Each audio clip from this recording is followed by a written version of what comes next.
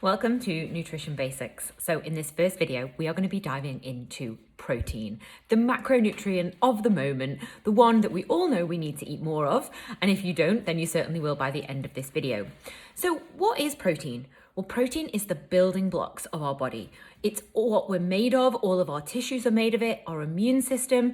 It's essential for muscle growth, for recovery. It also makes all of our enzymes, which are the little tiny catalysts that create all the reactions that go on in our body.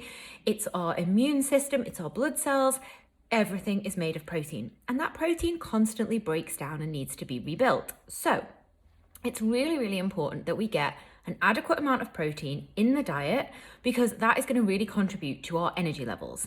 If right now you're getting hunger pangs, cravings, you're not feeling satisfied, you're not seeing results from the gym, you're feeling tired all the time, boosting your protein could be an absolute game changer.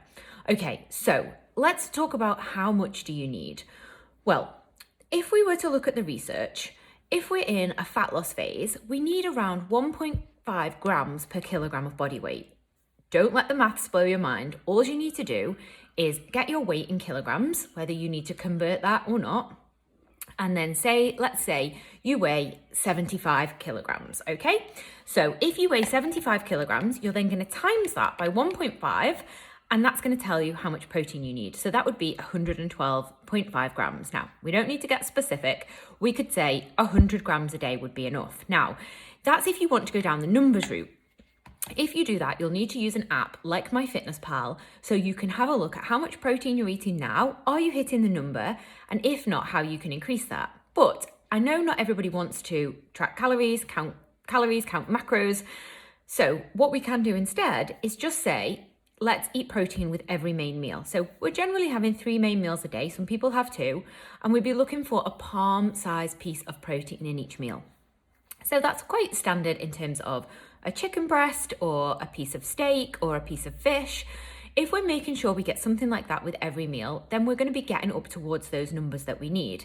Some other ideas around other meal times could be to swap out breakfast cereal for Greek yogurt with berries. It could be to add in eggs to your breakfast. At lunchtime, you could make sure there was either chicken or fish or a plant-based source of protein such as chickpeas.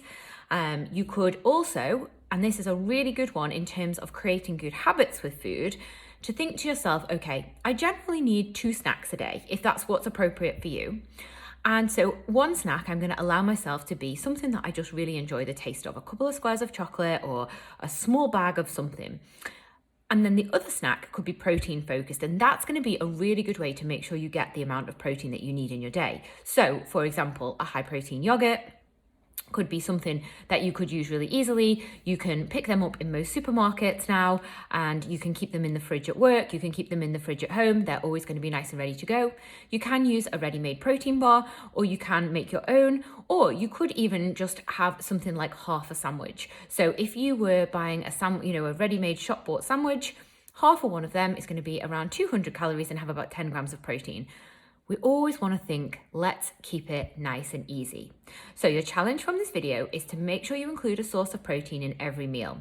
Now, if you look over in the workbook, you'll see some great examples of protein with the gram information and also guidance on the palm size portion.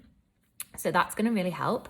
So what you're going to do is look over your meal plan for the week. And if you haven't created a meal plan yet, don't worry, we're definitely going to be doing that as part of this program. But just make sure when you're thinking about putting your meals together, you're asking yourself the question, does this contain a source of protein? And does this have enough protein for me? Now, if you're unsure, use the Facebook group. This is exactly the kind of place to ask questions and make sure you're getting this right, okay? I'll see you in the next video where we're going to talk all about carbs.